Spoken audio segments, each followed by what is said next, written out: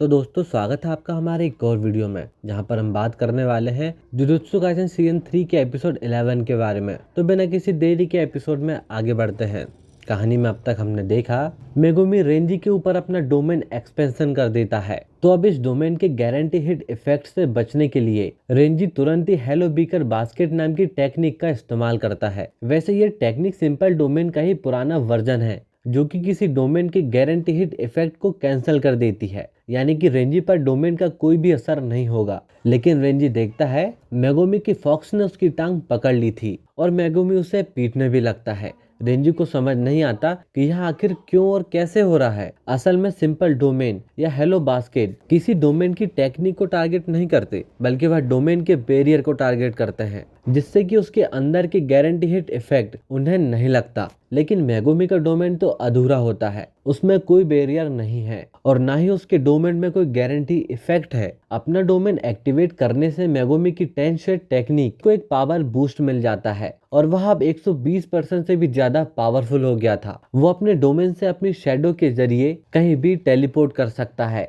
और जितना चाहे उतने शिकागामी को बुला सकता है। रेजी भी यह बात जल्द ही समझ जाता है, पर मेगुमी अभी भी उसकी पिटाई कर रहा था। वह सोचता है इस डोमेन से मेगुमी की पावर बहुत ज्यादा बढ़ गई है और इससे अच्छा तो वह गारंटी हिट वाला इफेक्ट ही कर लेता, क्योंकि अगर उसने मेरे ऊपर एलिफेंट को पटक दिया तो मेरा खेल तो वहीं खत्म हो जाएगा। पर मैंने भी कोई कच्ची गोटियां तो नहीं खेली है। मेगुमी अब 3 नुए को समन करता है, लेकिन रेजी 3 कर्स को उनके ऊपर गिरा देता है और वे सभी कर्स भी मेगुमी की शैडो में डूबने लगते हैं। रेंजी बोलता है, मुझे पता था कि मेरे पैरों के नीचे ये शैडो कोई आम नहीं है और वैसे भी मैं अपनी कर्स एनर्जी की वजह से इनमें डूबने से बचा हुआ हूँ। इस डोमेन की जो शैडो है उसमें मेगुमी कुछ भी रख सकता है, लेकिन एक चीज रेंजी को बार बार परेशान कर रही थी, आखिर अपने शैडो में ही क्यों रखे हैं। उसने अब तक सिर्फ एक ही कर्स टूल अपनी शैडो से निकाला था और इससे रेंजी समझ गया कि मेगुमी जिस भी चीज को अपनी शैडो में रखता है उसका वजन मेगुमी को ही सहना पड़ता है।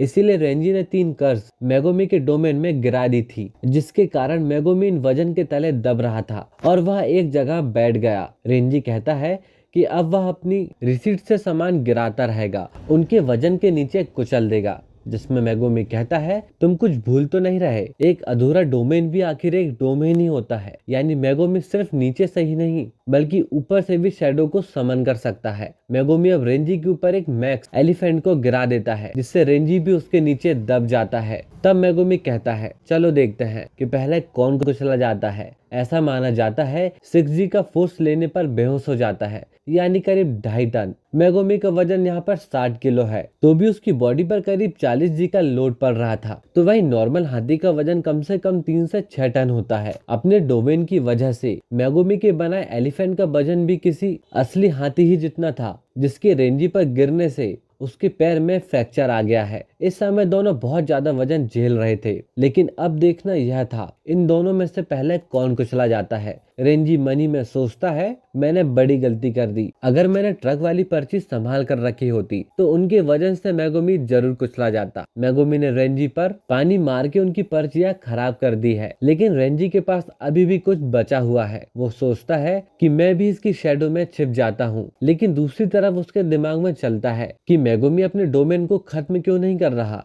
मतलब कि जो चीजें उसके शैडो के अंदर है वे डोमेन खत्म होने के बाद भी उसकी शैडो में ही होंगी। तो अगर रेंजी उसकी शैडो में चला गया तो वह हमेशा के लिए वहीं पर फंस जाएगा और पता नहीं कि वह अंदर सांस भी ले पाएगा या नहीं। अब ये शैडो दिखने में तो पानी जैसे ही लग रही थी। शैडो के अंदर जाने में बहुत ज्यादा रिस्क भी है, लेकिन रेंजी अपना खास हथियार यहीं पर निकालने वाला है। अब वह अपने एक हाथ से एलिफेंट को उठाता है और दूसरे हाथ से एक पर्ची बाहर निकालता है, लेकिन इससे पहले कि वह अपनी पर्ची एक्टिवेट कर पाता, एलिफेंट का वजन उससे झेला नहीं जाता और वह उन शैडो के नीचे गिर जाता है। रेंजी बस उस अंधकार में गिरा चला जा रहा था और उससे सांस भी नहीं आ रही थी, जिससे कि वह बेहोश होने लगता है। इधर मेगुमी की हालत भी काफी खराब हो रही थी। अगर एक बार उसे कंफर्म हो जाता है कि रेंजी मर चुका है तो वह अपने डोमेन को हटा देगा और उसकी शैडो में जितना भी सामान पड़ा हुआ है उन्हें बाहर निकाल फेंकेगा। लेकिन अचानक ही उसकी शैडो से एक कार बाहर आ जाती है और वही कार अपने साथ रेंजी को भी वहां से बाहर ले आई। रेंजी बताता है वह जिस भी सामान को क्रिएट करता है वह अपनी कमांड पूरी होने के बाद भी गायब हो जाते हैं,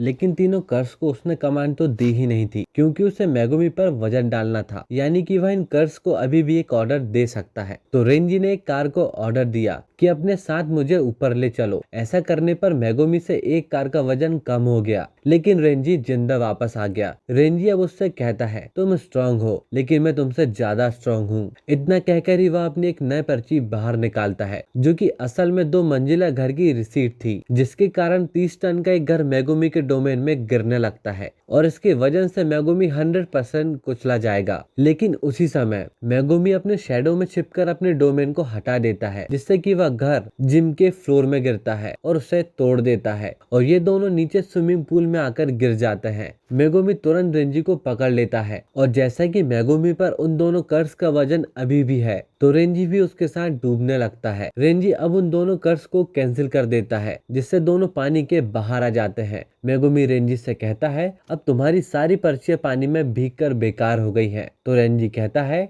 तो क्या हुआ, तुम्हारी हालत भी तो काफी खराब है ना। तुम अब अपने शिकेगामी को भी समन नहीं कर सकते हो और मुझे खतरा सिर्फ तुम्हारे डिवाइन डॉग से है। उसके अलावा तुम्हारा कोई शिकेगामी मेरा कुछ भी नहीं बिगाड़ सकता है। जिसके कारण दोनों एक दूसरे के पास आकर हैंड टू हैंड कॉम्बैट करने लगते हैं और इसी फाइट के दौरान मेगुमी बीच में ही डिवाइन डॉग को समन कर लेता है, जो रेंजी के कंधे को काट लेता है और रेंजी लड़ाई हार जाता है। तब मेगुमी कहता है डिवाइन डॉग इतना भी कमजोर नहीं कि मैं उसे दोबारा न बुला सकूं। तो रेंजी कहता है जादूगर झूठ पे ही जिंदा रहते हैं। रेंजी जान गया था इस जिम में ऐसे ही भागकर नहीं आया था, बल्कि सब कुछ उसका सोचा समझा प्लान था। रेंजी को लगा नहीं था कि वह एक नए जमाने की सॉर्सरर से हार जाएगा। मेगुमी कहता है अगर मैं भागना भी चाहता तो नुए मुझे ज्यादा दूर तक भागने नहीं देता। तब मेगुमी पूछता है तुम्हारा टेंगेन से क्या कनेक्शन है। तब रेंजी बताता है टेंगेन। रेंजी टेंगेन के बारे में ज्यादा नहीं जानता है, लेकिन टेंगेन ने उससे कहा था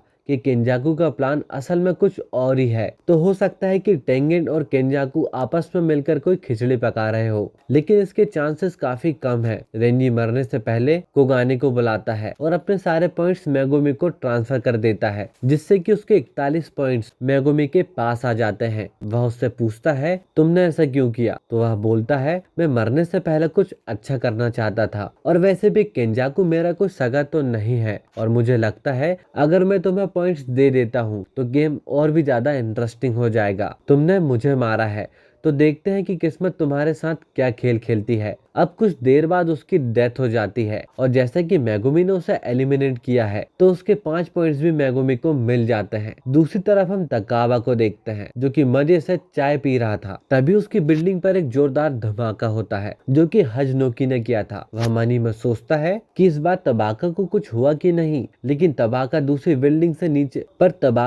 बिल्डिंग से बाहर आते हुए कहता है मुझे कुछ नहीं हुआ, लेकिन तुम हार मत मानना। अब यह देखकर हजानो और भी ज्यादा इरिटेट हो जाता है, क्योंकि वह कब से तकावा को मारने की कोशिश कर रहा है, लेकिन अब तक भी उसे एक खरोच भी नहीं आई है। लेकिन अब तक उसे एक भी खरोच नहीं आई थी, क्योंकि उसकी पहले की चोट भी अब ठीक हो चुकी है। तभी यहाँ पर कोगाने आकर बताता है कि रेंजी को एलिमिनेट कर दिया गया है। अब यह बात सुनकर हजानो यहाँ से जाने लगता है और वह कहता है अब उसका लड़ने का मन नहीं, वह घर वापस जा रहा है। तभी उसे मेगुमी की बात याद आती है और वह हाजिनो से कहता है जाने से पहले अपने पॉइंट्स तो देते हुए जाओ, लेकिन इससे हाजिनो की साफ मना कर देता है। यहाँ पर तकाबा की टेक्निक का नाम कॉमेडियन होता है। इसमें तकाबा जो भी सोचता है वह सब कुछ सच हो जाता है, पर वे सारी चीजें तकाबा के लिए फनी होनी चाहिए। अगर उसे यह फनी लगे कि गोजो के सिर पर बाल नहीं है तो गोजो गंजा हो जाएगा, और यही तकाबा की पावर है। और इसी टेक्निक के कारण वह खुद गोजो को भी टक्कर दे सकता है। लेकिन दिक्कत सिर्फ इतनी सी है कि उसे पता ही नहीं है कि उसके पास ऐसी कोई पावर है। दूसरी तरफ हम रेमिंग को भागते हुए देखते हैं। उसे हमेशा बताया गया था कि मर्द भेड़िए होते हैं, लेकिन उसकी मदद हमेशा मर्द ही करते हैं। तो रेमी अपना ज्यादा दिमाग नहीं लगाती। तभी मेगुमी अपने डिवाइन डॉग के साथ उसके सामने आ जाता है। मेगुमी यहाँ पर रेमी को खत्म करने आया था, पर उसे यहीं पर अपनी बहन सुमेकी की आवाज सुनाई देती है, जो बोलती है ऐसा मत करो, तो मेगुमी रेमी को जिंदा छोड़ देता है और वह यहाँ से जाने लगता है। लेकिन थोड़ी दूर चलते ही वह बेहोश हो जाता है। तभी हम उसके ऊपर एक एंजल यानी हामा कुरुसु को देखते हैं और यह वही सॉर्सरर है जो कि गोजो को प्रेजेंट रेम से आजाद करवा सकती है। तभी कहानी सेंडाई कॉलोनी की तरफ आती है। इस कॉलोनी में बाकी जगह से ज्यादा लड़ाई हुई है और फिलहाल यहाँ पर 4 पावरफुल प्लेयर है। ध्रुव लकड़ा वाला, इसके पास अभी 91 पॉइंट्स है। यह सिविल वॉर के समय का योद्धा है। यह सिविल वॉर के योद्धा का दूसरा जन्म है जिसके पास 2 शिकागामी है जिनका इस्तेमाल यह डोमेन के लिए भी कर सकता है। रियुक इशिगोरी, जिसके पास अभी 77 पॉइंट्स है, जिसके पास कलिंग गेम में मौजूद सभी खिलाड़ियों से ज्यादा कर्स एनर्जी आउटपुट है। तकागो उरो,